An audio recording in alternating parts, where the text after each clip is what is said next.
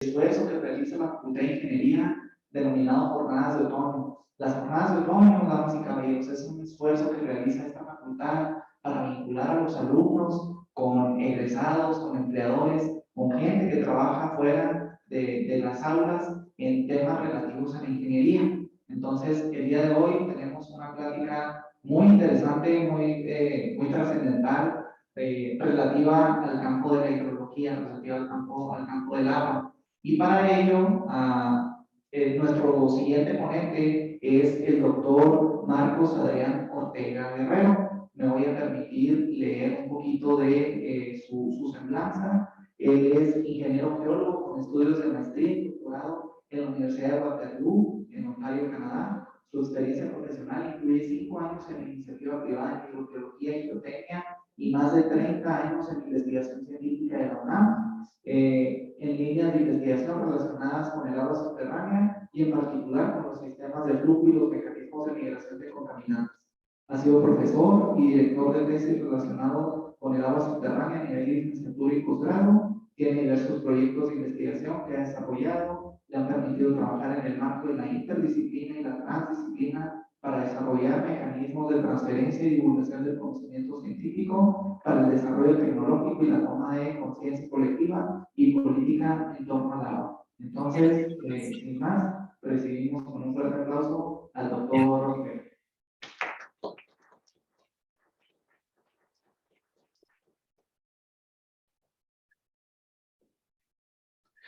Muchas gracias. Le agradezco al maestro Miguel González Núñez su presentación.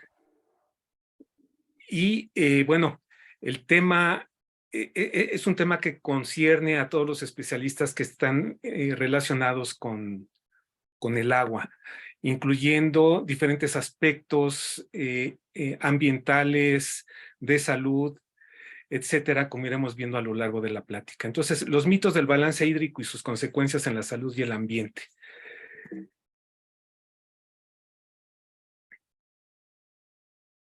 Y bueno, le agradezco al director de la Facultad de Ingeniería, el maestro Fabián Vinicio Hernández, y ya mencioné al maestro Miguel Ángel González, con quienes tuve el gusto de platicar hace ya prácticamente un mes, un poco más, y el tema que vamos a tratar sale justamente a raíz de esa conversación que tuvimos y donde consideramos que el tema, como lo señala el título, iba a ser de gran interés para la Facultad de Ingeniería y para la maestría en Ingeniería en Hidrología, que involucra la parte superficial y también la subterránea. Bien, la organización básicamente es en 4 partes. Es una introducción al tema, lo que es el balance hídrico de alguna manera muy general, cómo se está llevando a cabo este balance hídrico en México. Y en un tercer momento voy a presentar lo que son los sistemas gravitacionales de flujo de agua y sus componentes, que son todos los partes que componen estos sistemas relacionados con el ciclo hidrológico. Y un cuarto momento será una reflexión final al respecto. Bien, como introducción, hay que señalar que la gestión del agua en México ha sido equivocada en las últimas décadas. Y entre los diferentes motivos se tiene el que una de las normas que definen justamente este balance o disponibilidad está basado en falsos conceptos técnicos, como lo muestran todos los criterios de cálculo que aparecen en esta norma y que voy a señalar de manera muy rápida sin profundizar en ellos, pero sí es importante señalarlo porque a lo largo de 30, 40 años se han basado en un concepto falso de la cuantificación y de los diferentes componentes del ciclo hidrológico y sobre todo la forma en que lo han incorporado a la gestión del agua en el país. Y esta mala gestión que se ha dado por décadas se ha estado manifestando en numerosos conflictos por el agua en numerosas regiones del país.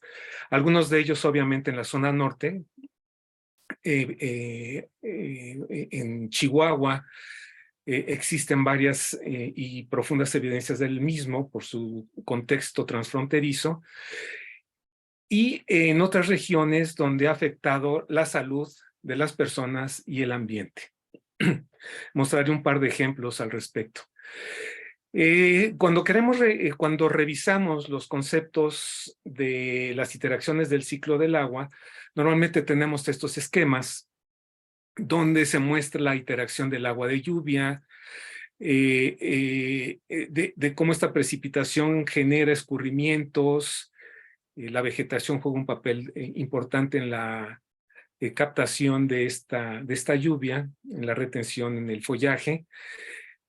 La infiltración a través de la zona no saturada hasta llegar al nivel freático, donde ya tenemos la zona saturada a través de ese proceso de infiltración, y donde es importante señalar que hay conceptos muy claros dentro de la hidrogeología y de la hidrología en general que define las zonas de recarga como aquellas donde el movimiento del agua subterránea es de este nivel freático hacia abajo, ¿sí? Es decir, que el agua que se infiltra hasta el nivel freático sigue un movimiento descendente vertical, movimiento lateral y una descarga o una salida en algunos lagos, ríos, donde el agua subterránea vuelve a salir y donde la representamos como las zonas de descarga, donde las componentes de flujo son de mayor profundidad hacia el nivel freático.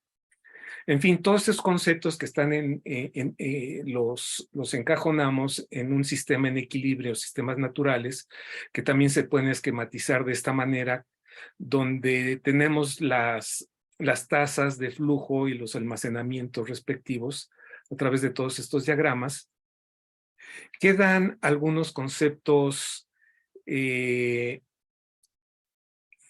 no muy bien definidos, como veremos a continuación. En general, la ecuación de balance hidrológico se establece en función de periodos anuales. En una cuenca que en este caso coinciden sus divisorias superficiales con las subterráneas y donde la precipitación que ocurre durante ese año se deriva en el escurrimiento, la evapotranspiración, el cambio de almacenamiento de agua superficial y el cambio de almacenamiento de agua subterránea, tanto en su zona saturada como no saturada. Y de manera genérica se maneja, y obviamente a través de ecuaciones diferenciales y en función del tiempo, la medición de todos los flujos de entrada y todos los flujos de salida, cuya diferencia establecen los cambios de almacenamiento, y esto es muy importante en función del tiempo. Y esta función del tiempo se convierte en un factor crítico en lo que vamos a analizar a continuación. En la norma oficial mexicana, la NOM 011 CNA 2000, que se puede consultar en diferentes páginas, en particular la de Semarnat, se resume o se muestra que la disponibilidad media anual del agua del subsuelo en un acuífero sería la recarga media total anual menos la descarga natural comprometida menos la extracción de agua subterránea. Esta recarga total media, que se define en la ecuación previa, se asocia con un cambio de almacenamiento en la unidad hidrogeológica más la descarga total, que serían las sumas de salidas. O sea, si ustedes analizan la norma, cosa que no voy a hacer, ya la misma contiene diferentes errores conceptuales, pero lo interesante es ver cómo se estiman algunos de estos parámetros. En este cuadro que aparece a la derecha, se muestra las variables que se definen y las técnicas de medición a partir del cambio de almacenamiento, por ejemplo, y la descarga total.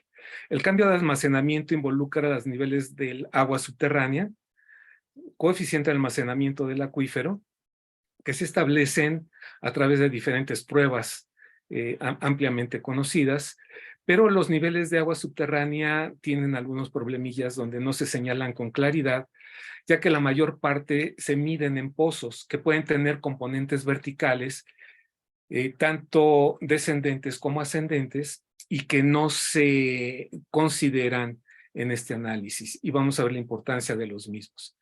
Por otro lado, la descarga total tiene que ver con el caudal base, el flujo en manantiales, la evapotranspiración, el flujo subterráneo, que en este caso lo manejan horizontal, y los volúmenes extraídos por captaciones. Y aquí algunos problemas que hay. Estos hidrogramas normalmente no existen en muchas de las cuencas de manera continua. El flujo base no bueno, de hecho depende de algunos factores de la respuesta a lluvia-escurrimiento, que no se consideran en muchos de las cuencas de acuíferos en el país. Y veremos que cuando analizamos todos estos termas, no se cuantifican adecuadamente. Uno de los problemas principales es de que en México se manejan cuencas y acuíferos administrativos. Es decir, que no son las cuencas y acuíferos reales, y veremos algunos ejemplos de lo mismo. Por otro lado, en términos de la extracción del agua subterránea, no se conoce el número de pozos. Existen hasta un 20% de pozos ilegales en el país. Y la mayor parte de estos pozos no cuentan con medidores que nos permitan conocer el caudal de extracción. Entonces, así se van sumando una serie de factores que introducen muchísima incertidumbre a los datos y obviamente a la manera de hacer estos cálculos de balance. Y la otra es que algunos de los conceptos, como las descargas comprometidas, que se manejan en la norma, son muy inciertas, muy difíciles de entender, como esto de la descarga natural comprometida, ya que estas descargas varían en función del tiempo. Y bueno, aquí hay toda una serie de problemas relacionados con esta norma oficial con la que se toman decisiones y que está lejos de aproximarse a lo que son los balances hidrológicos como los que mencionaba anteriormente.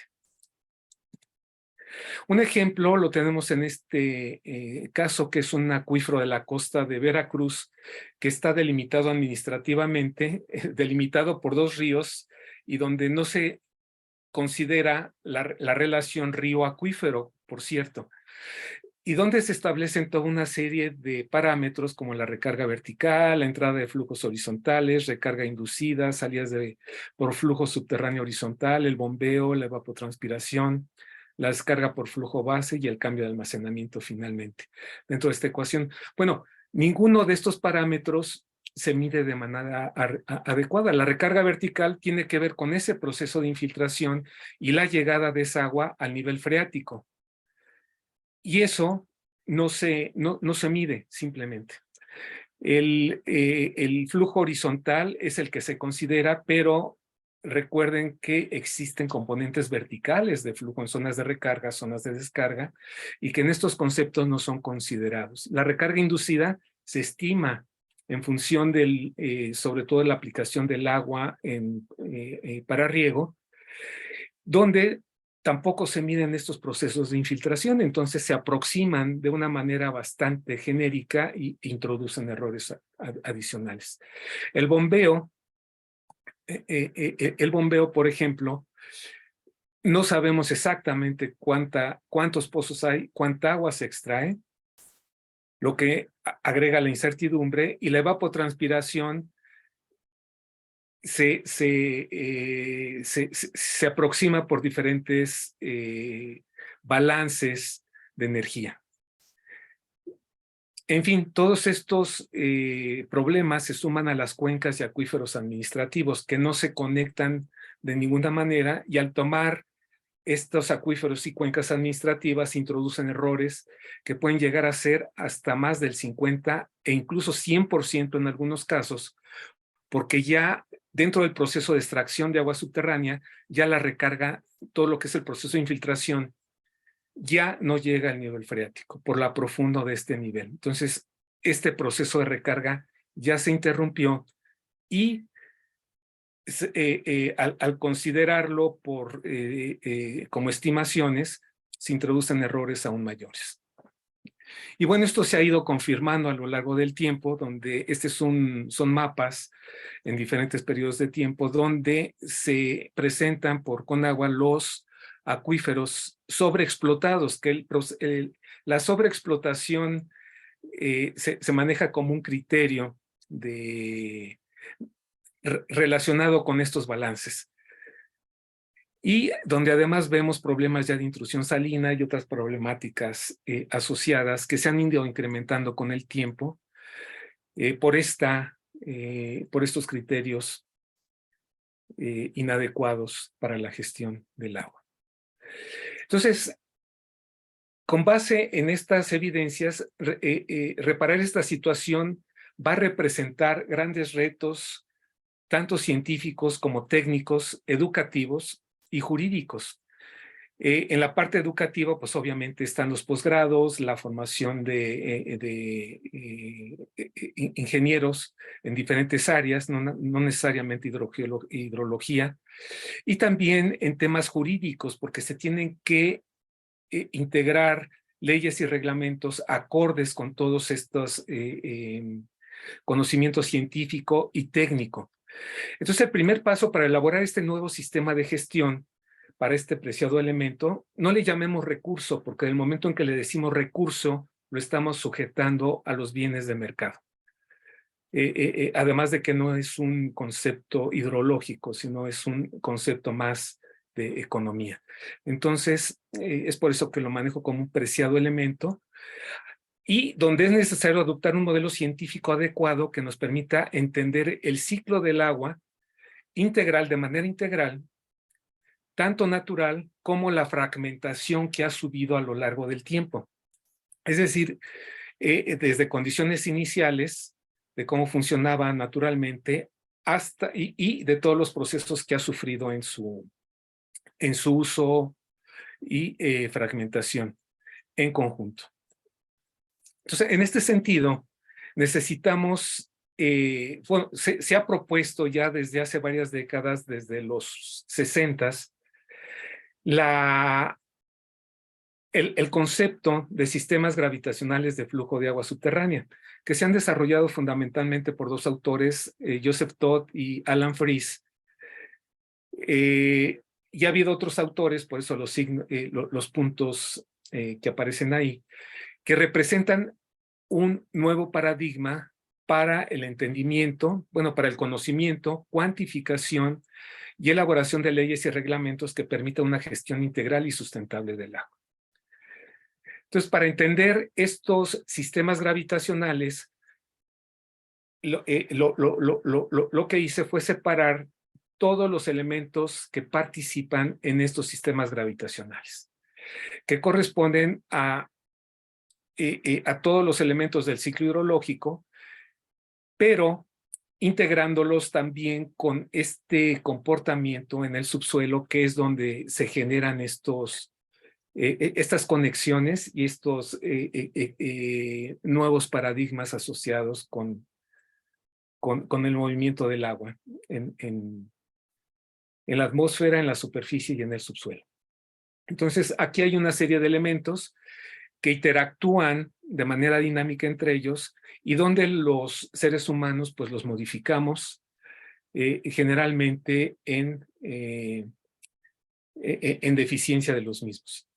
Entonces, para ir integrando todos estos elementos que voy a ir mencionando en el transcurso de la plática, les presento el concepto fundamental de los sistemas gravitacionales de flujo que desarrolló Joseph Todd desde los 60s y que ha ido evolucionando hasta la fecha. De hecho, hay artículos más recientes, pero este de aquí de 2016 muestra los elementos fundamentales que consideran los sistemas gravitacionales. Y donde pueden ustedes ver que existe toda una serie de elementos relacionados con la infiltración. Bueno, aquí tenemos, es una sección hidrogeológica donde tenemos el eje Z en la vertical y el eje X en la horizontal. Entonces, todo lo que estamos observando aquí es un perfil topográfico en la superficie y de lo que ocurre a varios decenas e incluso un par de kilómetros a mayor profundidad, y donde la longitud de estas secciones pueden ser hasta de 50 a 100 kilómetros aproximadamente. Depende de las condiciones de estas cuencas y acuíferos. Aquí ocurren diferentes procesos asociados a salinidad de suelos, a manantiales de agua dulce, de agua salada, la importancia del suelo en la infiltración, la interacción agua-roca en la disolución de minerales presentes que evolucionan a lo largo de los patrones de flujo, la recarga regional, la recarga local, la presencia de ecosistemas también asociados con estos flujos que están representados por estas flechas, y adicional a ello, la definición de diferentes flujos que tienen diferentes tiempos de residencia. Aquí en esta otra figura se simplifican de manera conceptual un poco más sencilla que el diagrama anterior, pero lo presento para que vean todas las bases del mismo.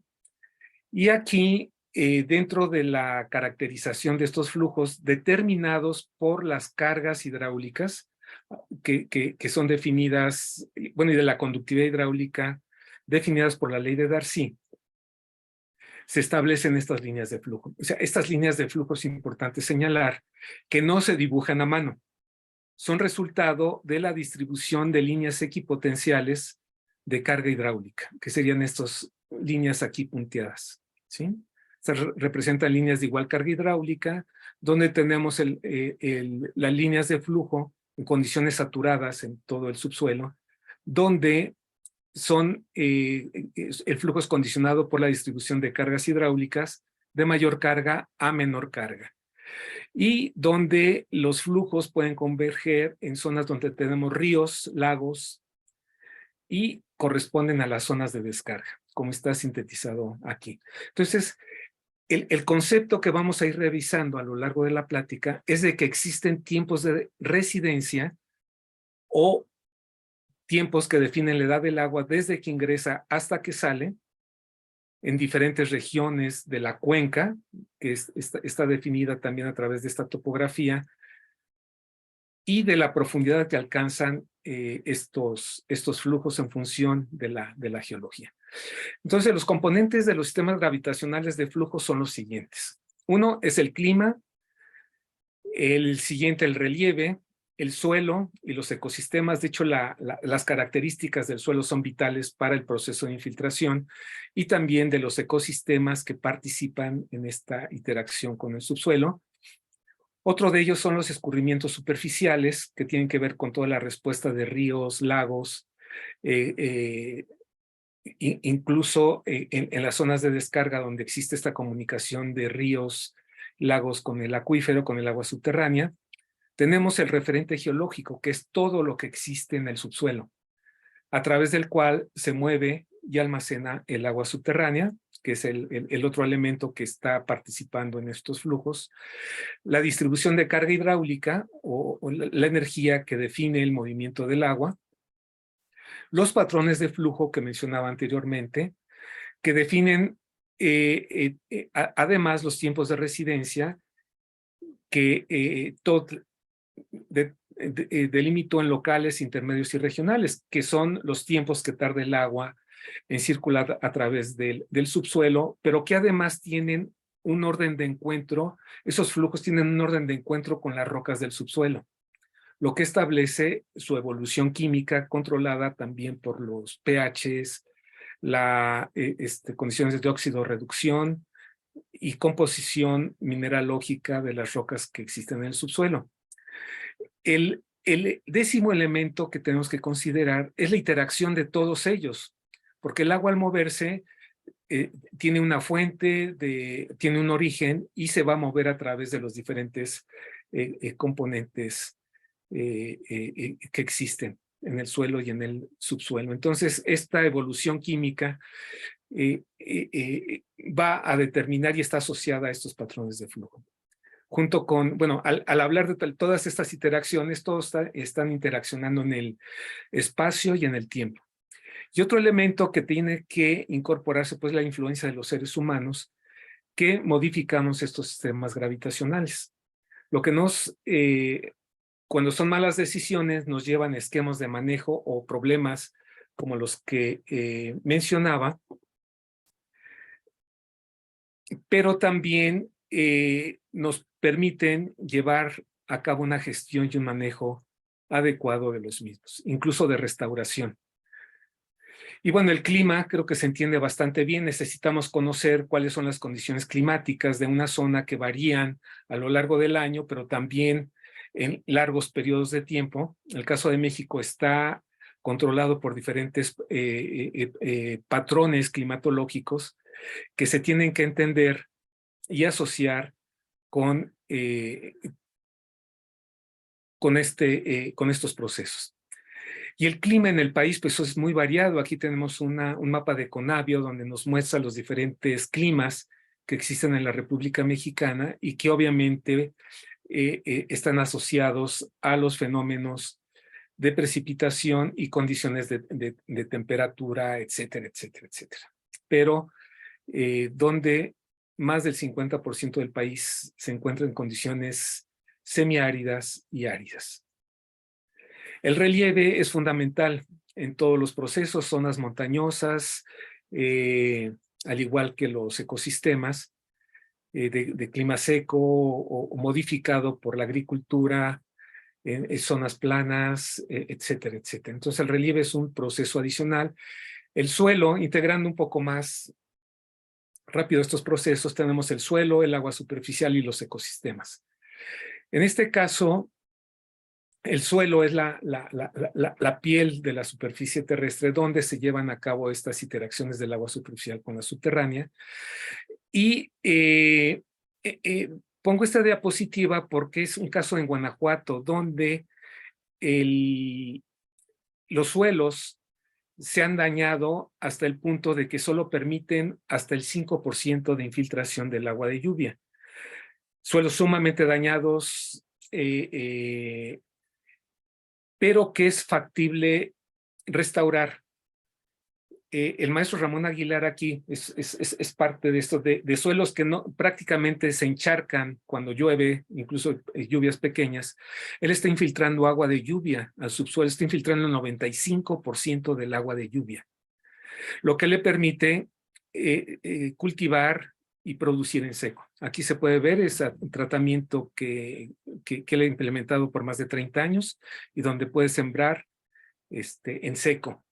Y cuando llegan las lluvias, se garantiza la cosecha de maíz y frijol, por ejemplo. El otro tema es la interacción del agua superficial subterránea, donde cada cuenca va a tener, dependiendo de su forma y características geológicas, suelos, vegetación, etcétera, cierta respuesta de lo que es la lluvia y la respuesta lluvia-escurrimiento, que definen también muchos componentes de la cuenca y que se trabaja muchísimo en hidrología. El otro elemento son los ecosistemas, porque además de cuando se lleva a cabo la precipitación, existe una interceptación de un porcentaje de agua de lluvia. Estos ecosistemas están generando transpiración. La radiación solar controla mucha de la evapotranspiración y un componente adicional es de dónde están sacando estos ecosistemas el agua, qué profundidad, zona no saturada, zona saturada, incluso hay vegetación cuyas raíces son sumamente profundas para poder tomar agua por debajo del nivel freático. Entonces aquí esta componente del ecosistema tiene que ser incluida junto con la respuesta lluvia, escurrimiento y con las características del suelo. El siguiente elemento es el medio geológico en el que circula el agua subterránea y al cual comúnmente le llamamos acuífero. Aprovechando que esto es una sección hidrogeológica, estamos viendo la extensión de la cuenca y su profundidad. Cuando incorporamos la geología, sabemos que se trata de diferentes rocas y materiales que fueron depositadas a lo largo de miles o millones de años. Y de manera genérica, bueno, aquí esta rebanada de pastel pues simula las diferentes capas, ¿no?, que podemos encontrarnos aquí. En el ejemplo que estoy poniendo, el medio es homogéneo e isótropo. Entonces es una sonda unidad geológica o hidrogeológica que se encuentra a profundidad, cosa que en la realidad no existe. Pero para fines de entender el modelo, así lo presenta este autor. Este medio geológico puede ser granular, donde el agua se mueve a través de los poros determinados por el acomodo de los granos, de gravas, arenas, limos, etcétera. También existe el movimiento del agua subterránea en medios fracturados y en medios kársticos. El caso de los medios kársticos es el caso de Yucatán, donde el agua se mueve a través de los conductos de disolución que ocurrieron a lo largo de millones y miles de años. Entonces, establecer estas características geológicas es fundamental para conectar con todos los elementos que hemos estado revisando de superficie.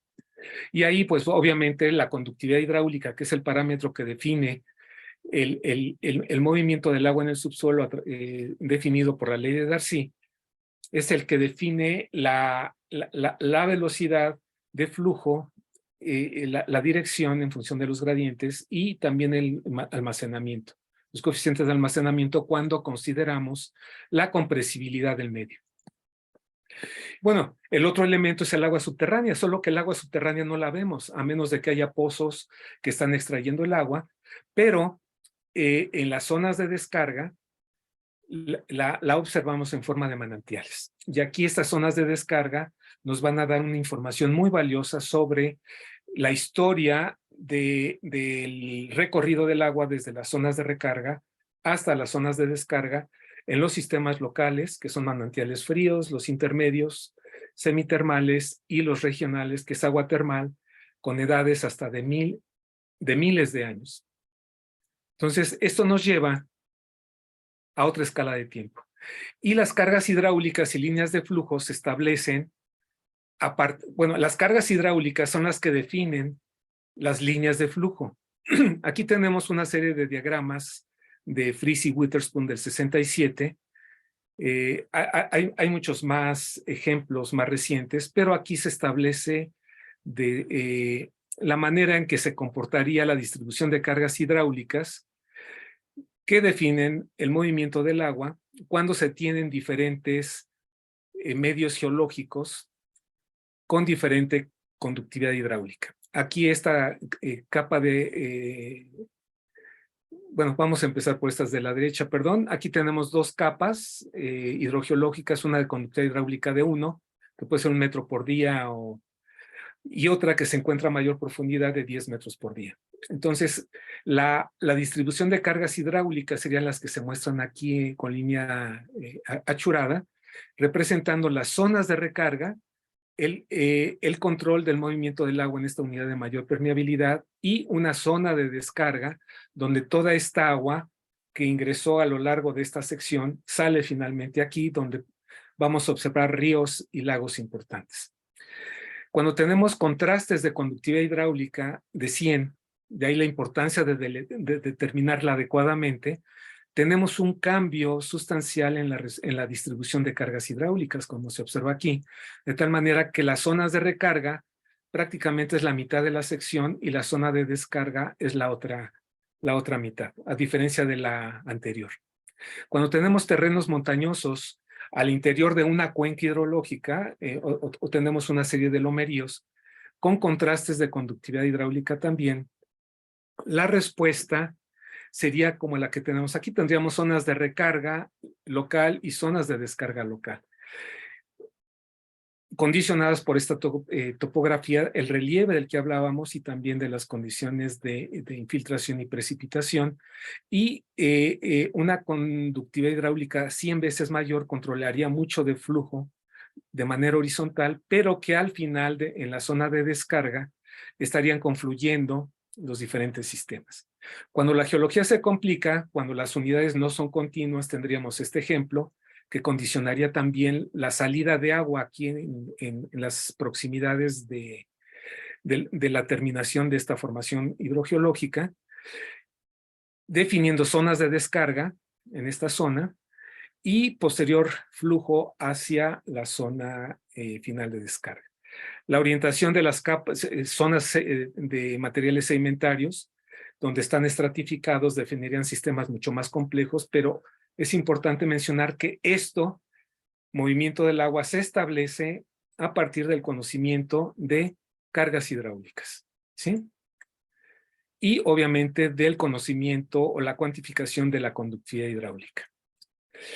El otro tema es la evolución química, donde esta agua que ingresa a través del suelo va a tener ciertas características de pH, interacción con el CO2 atmosférico, y se van a llevar toda una serie de reacciones que dependen del orden de encuentro con los estratos geológicos o hidrogeológicos y del equilibrio termodinámico con ellos.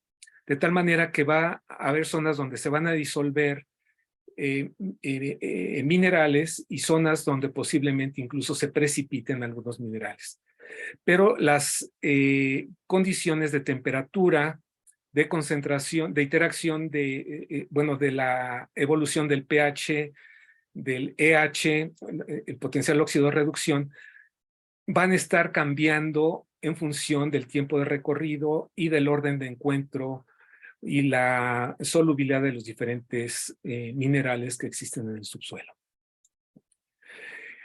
Hay ejemplos ya de este tipo de análisis. Tenemos este caso del artículo de Morales Cacique y colaboradores en 2016, donde se determinan en la cuenca del río Amacuzac, al sur de la Cuenca de México, aquí tendríamos parte de la Sierra de Chichinautzin al norte, se hace un análisis numérico del sistema de flujo a partir de la distribución de diferentes formaciones hidrogeológicas, con algunas conductividades hidráulicas cuantificadas y otras estimadas a partir de la literatura, y en función de la recarga y evidencias de descarga a través de manantiales y observaciones en pozos, se establece esta dinámica de movimiento del agua. El tiempo de residencia desde unos cuantos meses hasta miles de años en los sistemas más profundos, pero asociados al orden de encuentro con diferentes rocas del subsuelo, que en este caso son rocas volcánicas en la parte superior y rocas sedimentarias en la parte inferior. Entonces, se obtiene toda una relación del orden de encuentro con estas formaciones y de las familias de agua que resultan de este proceso.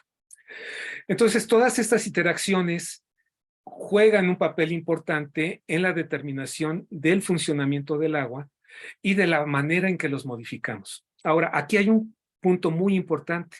Cuando estos acuíferos o este acuífero se empieza a perforar pozos en diferentes partes del mismo,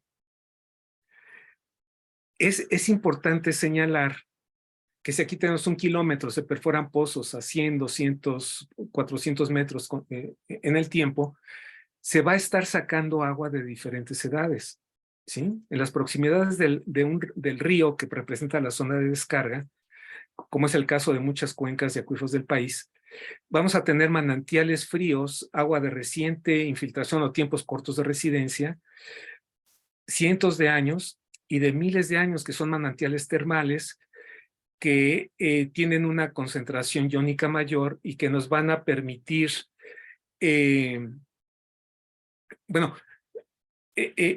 conocer parte de su evolución a lo largo del sistema de flujo, pero el agua que va a estar extrayéndose a través de esos pozos representa agua joven, agua de cientos de años y de miles de años.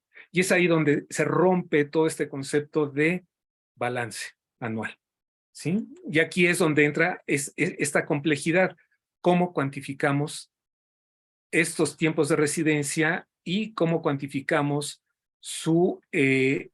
cómo definimos la gestión de los mismos. Desafortunadamente, muchos acuíferos ya estas condiciones de extracción excesiva, donde las concesiones son, digamos, de la mitad de los pozos y concesiones de agua superficial, jamás debieron haberse permitido, así como es el caso de prácticamente todo el país. Entonces ya todos esos sistemas están deformados, los sistemas locales e intermedios ya desaparecieron y ahora se están incorporando sistemas regionales con mayor temperatura y mayor concentración de elementos químicos nocivos a la salud y al ambiente. Entonces, aquí los muestro nuevamente, todos estos elementos que constituyen el sistema, y tenemos numerosos ejemplos en el país donde se siguen manejando, o sea este nuevo paradigma de los sistemas gravitacionales tiene que incorporarse en el análisis, cuantificación, gestión del agua. Desafortunadamente todavía existen el viejo paradigma. Por ejemplo, en Guanajuato se siguen manejando acuíferos administrativos, cuencas administrativas, y la información que tiene la Comisión Nacional difiere de la Comisión Estatal y lleva a un caos toda la toma de decisiones, donde la mitad de los pozos, que son cerca de 3,000 en esta cuenca, la mitad de ellos jamás debieron haberse perforado, ya que superan la capacidad segura del acuífero. Y en realidad, desde el punto de vista natural, pues, se trata de un solo acuífero, que es un acuífero granular que se extiende al interior de la cuenca. Y bueno, debido a este exceso de extracción de agua subterránea y sobre todo en zonas donde se ha concentrado el bombeo, se tienen regiones. Esta es una cuenca de 7,000 kilómetros cuadrados.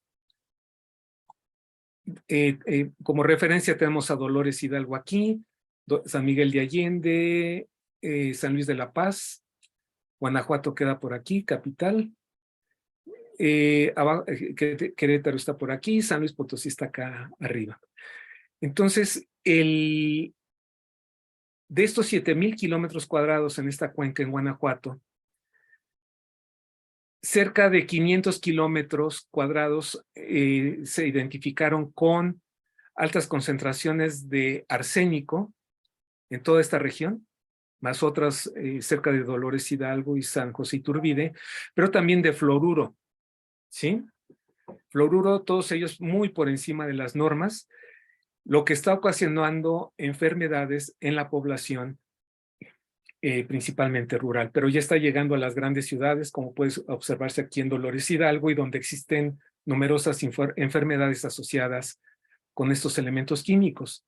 Esta es una imagen del año 2000. Actualmente el área contaminada asociada a esta migración de flujos regionales ya abarca cerca de 800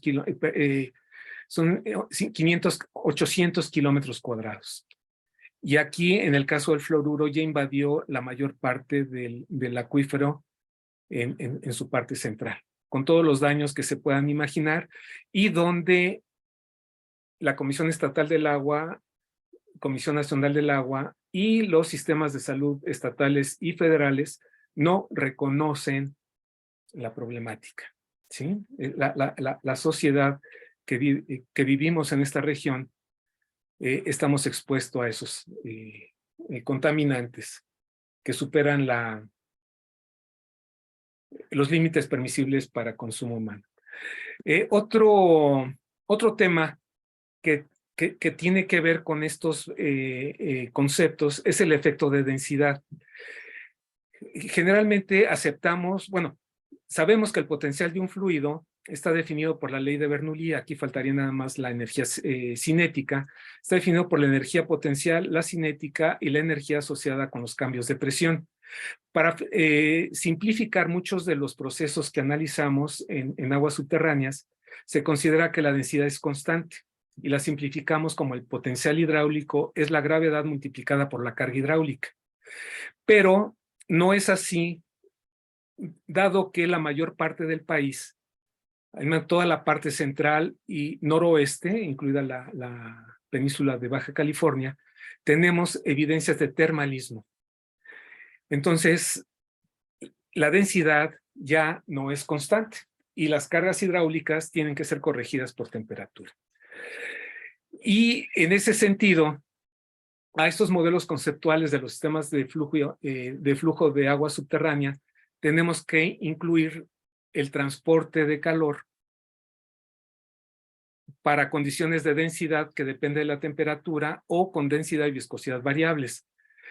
Entonces, estos sistemas de flujo se complican mucho más, pero nos permiten establecer, por ejemplo, la relación de distribución de cargas hidráulicas. Es esta cuenca, es la cuenca de la Independencia, cuenca alta del río La Laja. Aquí estaría Dolores Hidalgo, aquí estaría San Miguel de Allende, aquí estaría Guanajuato. Estos son los resultados de un proceso de modelación de transporte de calor, también de transporte de solutos en el subsuelo y de cómo la extracción excesiva en la cuenca está generando el flujo ascendente de agua termal rica en arsénico, flúor y otros elementos químicos que son nocivos a la salud y al ambiente.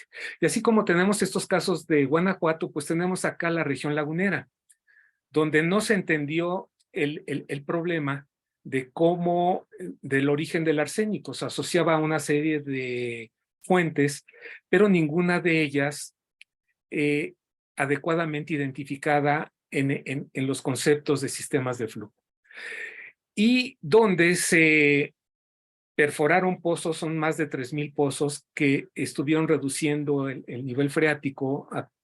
Aquí tenemos el nivel estático, en diferentes periodos de tiempo del 40 al 2020 más o menos, donde vemos la evolución de la producción lechera. ¿Sí? Entonces, la producción de leche en esta región donde, están los estados de Coahuila, Durango y Chihuahua, forman parte de esta comarca lagunera. Vemos aquí la reducción de la carga hidráulica, pero se pensó que el arsénico venía de otro lado, cuando en realidad el arsénico se concentró en lo que eran los lagos por procesos de evaporación. ¿Sí? Y aquí tenemos las zonas, aquí están las 3 ciudades principales de la región lagunera, los lagos de Viesca, Mairán, y el arsénico en los 80s ya abarcaba por encima de los límites permisibles toda esta región. En los 90s todo esto, y ustedes se imaginarán ya en el 2020, todo el acuífero está invadido por arsénico en diferentes concentraciones. Entonces, como no se entendió el problema, se concedieron mayores cantidad de pozos y de extracciones cuando no lo permitía más la hidrología o superficial y subterránea. Se expone actualmente a cerca de 4 millones de personas a altas concentraciones de arsénico y fluoruro, cuando la evaporación fue el proceso dominante de concentración de estos elementos durante miles de años. Y aquí tenemos también un ejemplo de edad del agua asociada con estas zonas de recarga y descarga. Y bueno, creo que llego a una reflexión final, donde los sistemas gravitacionales de flujo, como ustedes pudieron observar a lo largo de la presentación, que ya se aplican prácticamente a nivel mundial, permiten reproducir, comprender y cuantificar el funcionamiento natural de estas, natural como las provocadas por la intervención humana. ¿Sí? Entonces, de esta manera, el entender estos sistemas de cómo se conecta todo el ciclo hidrológico, cómo lo modificamos, cómo generamos toda una serie de problemas, también es un elemento fundamental para mapear las consecuencias a corto o largo plazo de esas acciones humanas sobre el ciclo del agua, pero también la importancia de incorporar los sistemas gravitacionales de flujo a la incorporación de la investigación, la legislación, la enseñanza, la formación de profesionales para corregir errores de manejo y obviamente tener una sociedad sana y una gestión sustentable. Y no entra solo la hidrología o la hidrogeología, entra todos los aspectos de clima, de suelos, de geología, de salud, de leyes, reglamentos, etcétera. Entonces, con eso termino mi presentación. Muchas gracias.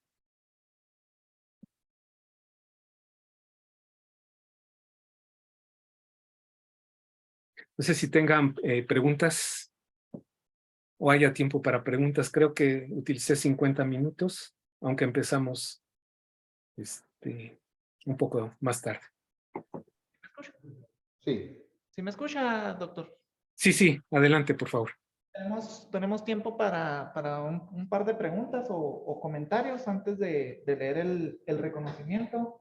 Por allá veía que uno de los maestros levantaba la mano. No sé si quiere acercarse, porque creo que no se alcanza a escuchar hasta allá atrás. Bueno, vienen un par de maestros, es el antecedente, para que esté enterado, doctor Ortega. Sí. Sí, adelante, doctor. Hola, buenos días. ¿Sí se escucha, no? Buenos días. No, pues muchas gracias por su excelente presentación. Y nomás hacer algunos comentarios. Si bien es cierto, partimos del principio de parsimonia, ¿no? Es decir, hay que hacer cosas más sencillas. Sí nos habla de que hay que incorporar una complejidad mayor a toda la evaluación de los sistemas. De hecho, pues presentó un mapita de la República Mexicana del clima, y esa es utilizando ese mismo principio. Es decir, si se va a una región en específica donde le dice que hay un clima, el agricultor le va a decir, aquí no tengo estas condiciones diferentes. Es decir, pero mapeamos a diferentes escalas, ¿no? Y luego estimar las componentes del balance, que comentaba que no se consideran, por ejemplo, la extracción de agua de las plantas del nivel freático, pues en realidad siempre se han considerado, ¿no? Extracción por diatofitas, las que llegan, y no solamente las que están cerca del nivel freático, sino las que pueden subir por capilaridad, es decir, puede subir el agua decenas de metros y perder agua, no únicamente, a lo mejor la menor componente, en algunas zonas el agua por transpiración, pero en otras es la evaporación directa del agua subterránea. Y si bien es cierto, tenemos líneas de flujo que pueden tardar cientos o miles de años desde que se recarga a la que se descarga, pero en realidad no medimos eso. Si hacemos un modelo de transporte, podemos medir cuánto es lo que tarda en que se venga, pero si estamos analizando nosotros el flujo se comporta como un flujo pistón. De hecho, las líneas, las PIN, que usted ve muy bien desde la sierra hasta la salida, ¿verdad? ¿Qué medimos? Hay una entrada, pero también hay una salida, ¿verdad? Y hay una combinación de edades de agua, ¿verdad? Yo creo que estos temas de balances, de disponibilidad, son muy complejos y realmente estas pláticas nos dan una idea general de lo que se hace, ¿no? en los balances. En realidad, pues nuevamente la topografía es sumamente importante, el relieve es sumamente importante, las sierras es sumamente importante, la geología es muy importante, el clima, si lleva agua, el río, si no lleva agua, el río. Muchas veces pintamos líneas de flujo, por ejemplo, ahí en medio, donde decimos aquí hay una salida, pero sin embargo esas salidas en realidad va uno al campo, las dibuja uno y no existen. Es decir, las lagunas están secas. ¿Qué hicimos? Esas descargas son, pero pueden ser muy pequeñas las que tenemos ahí. Y se evalúan, claro que se evalúan. Son las salidas por retrofitas y las salidas por evaporación que tenemos en las zonas de las lagunas. Yo creo que los sistemas son muy complejos. Hemos hecho simplificaciones para analizarlos. Los hacemos una primera simplificación cuando hacemos un estudio hidrológico, una cuantificación del balance, que no es más que entradas y salidas, cambio, almacenamiento, ¿verdad? Y los hacemos más complejos a medida que hacemos un modelo de flujo. Ahí ya involucramos diferentes capas, diferentes estratos, permeabilidades en función a las que tengamos, y luego pasamos a un tercer paso, que puede ser un modelo de transporte, ¿no? Transporte de contaminantes. Es decir, generalmente en flujo no consideramos ni la densidad, no consideramos incluso la velocidad, pero sin embargo en uno de transporte son sumamente importantes las velocidades, unas componentes adicionales para el flujo. Realmente, pues agradecerle por su excelente plática y bueno, vamos a hacer esos comentarios. Muchas gracias. Muchas gracias, profesor. ¿Algún otro comentario? ¿Algún otro aporte? Bueno, aquí, maestro, están haciendo unas preguntas en el chat. Si me permite. Sí, adelante, adelante, por favor. Sí, doctor, le preguntan en el chat de Zoom, ¿se sabe si la Conagua está analizando la modificación de la NOM para determinación de la disponibilidad? Tengo entendido que sí lo están haciendo, solo que han tenido muchos problemas, porque el incorporar el tiempo de residencia del agua, entender cómo funcionan estos sistemas de flujo, cómo sobre todo los tiempos de residencia, porque tenemos agua joven, agua de cientos de años y agua de miles de años. Hay un ejemplo en Guanajuato y en zonas del semiárido, donde a partir de determinaciones de tritio enriquecido que nos dicen si el agua es joven o no, ya no encontramos tritio en el agua subterránea, lo que nos indica que toda el agua joven en la cuenca ya la utilizamos. Las edades que se determinaron por carbono 13, carbono 14 varían entre 10,000 y 35,000 años, lo que nos indica que ya el agua, también los flujos intermedios, ya la utilizamos. Entonces, el tema aquí y la dificultad para la gestión en Conagua es de que tienen que incorporar de cómo gestionan agua de la era de hielo para el futuro, para el presente y para el futuro. ¿Sí? Y donde tendrían que cerrar cerca de 1,500 pozos para estabilizar los descensos del nivel freático en este acuífero. Pero que es posible a través de lo que mencioné de infiltrar agua de lluvia hasta en un 95%. Entonces, esto lo sabe Conagua. De hecho, les comento que en el 2020, me pidieron coordinar una serie de webinarios en el CONACYT para dar a conocer a las áreas científicas y tecnológicas la importancia de estos sistemas de flujo. De hecho, creo que fue a través de ese elemento cuando me contactó el maestro Miguel Ángel de estos webinarios. Entonces les recomiendo que los revisen. Son alrededor de 7, 8 webinarios que muestran diferentes aspectos de estos sistemas de flujo y de la importancia de considerarlos, no solo en la norma, sino también en la ley de aguas nacionales, porque el concepto de tiempo es el concepto más difícil que se tiene que incorporar a estos balances. Tenemos que entender qué edad tiene el agua que estamos captando en el subsuelo y su conexión con el agua superficial en condiciones ya de fragmentación del ciclo. Ese sería mi... ¿Hay alguna otra pregunta? Sí, hay una pregunta de Dora Romero. Sí, muchas gracias a los organizadores de estas jornadas, porque en todas las ponencias están ejemplificando avances, ¿no? En diferentes disciplinas. Y preguntarle al doctor Adrián, Sí.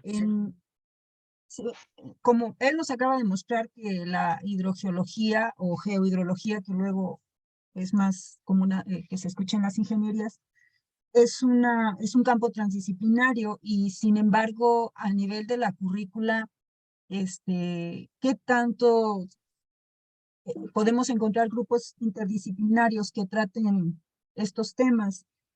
Porque, por ejemplo, pues ciencias de la tierra, pues hay muy pocas materias relacionadas con ella, pero desde su punto de vista, ¿cuáles serían como los obstáculos o los problemas o los retos que se tienen que avanzar para las futuras generaciones, sobre todo porque ahorita el problema ecológico es económico, realmente? Sí. Sí. Entonces, indudablemente ya se requiere la transdisciplina como algo de rigor y sobre todo en México. Es lo que hemos estado viendo en diferentes eventos. Entonces, ¿cuáles serían los retos? Y por otro lado, si ya están operando grupos interdisciplinarios en las universidades o en qué instancias. Gracias. Sí. Muchas gracias, Dora, por tu comentario y pregunta. De hecho, el entender los sistemas gravitacionales de flujo no es una tarea fácil, involucra diferentes campos del conocimiento. Y esos están resumidos aquí en este diagrama. Sí se ve los diferentes círculos, ¿verdad? ¿Sí? Sí, Bueno, doctor. para ello requerimos conocimiento de la geología. Necesitamos conocimiento de la geofísica, de exploración, registros de satélites, etcétera. El comportamiento de agua superficial y los ecosistemas, el ciclo del agua, pero en función del tiempo asociado con estos cambios, variaciones climáticas. Se requiere conocimientos de mecánica de suelos, física de suelos y de rocas también, la hidráulica subterránea, flujo, transporte, que ya fueron mencionados, y modelos matemáticos para la zona saturada y zona no saturada conectados entre sí, perforación, diseño de pozos, química, isotopía, pero también áreas educativas como es la formación profesional y de posgrado, la evaluación, gobernanza y gestión del agua, que entra en otros campos de conocimiento, y otro que yo señalo de manera importante, una sociedad que participe, conozca y participe en la atención a todos estos problemas. Lo hemos tomado con mucha intensidad esta transferencia del conocimiento científico a la sociedad, dado que las estructuras de gobierno no han tenido la capacidad de atender e incluso aceptar muchos de los problemas que se dan a nivel nacional.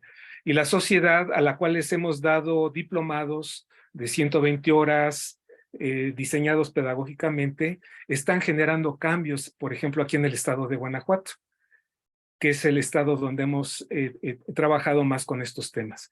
Entonces, efectivamente es un tema multidisciplinario donde tienen que integrarse muchas de estas áreas para empezar a entender estos sistemas en condiciones naturales y transitorias.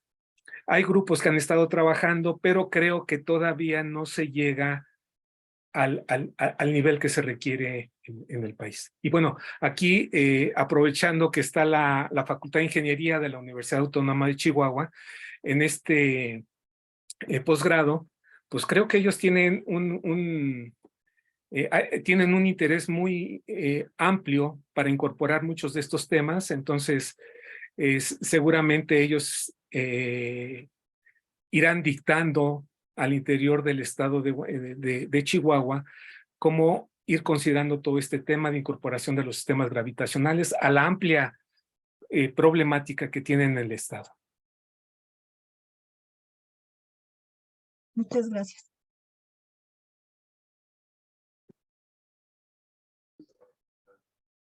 Listo. Bueno, me voy a permitir leer el reconocimiento del doctor. Dice, la Universidad Autónoma de Chihuahua, a través de la Facultad de Ingeniería, otorga el presente reconocimiento al doctor Marcos Adrián Ortega Guerrero por haber impartido la conferencia Los mitos del balance hídrico y sus consecuencias en la salud y el ambiente, dentro del marco de las jornadas de otoño 2022, celebradas en la Facultad de Ingeniería del 14 al 18 de noviembre. Naturam Subyesit Alice, firma nuestro director. Un fuerte aplauso, por favor. Muchas gracias. Muchas gracias, doctor. A los alumnos les recordamos que tenemos una serie de conferencias a lo largo del día. Si gustan acompañarnos, están invitados. Si tienen clases, pues adelante, habrá que atenderlas. Y doctor, muchísimas gracias. Esperemos que en futuras ocasiones nos podamos ver aquí en la facultad. Un abrazo. Con Doctor. mucho gusto. Muchas gracias por todo. Hasta luego. Bye. Hasta luego.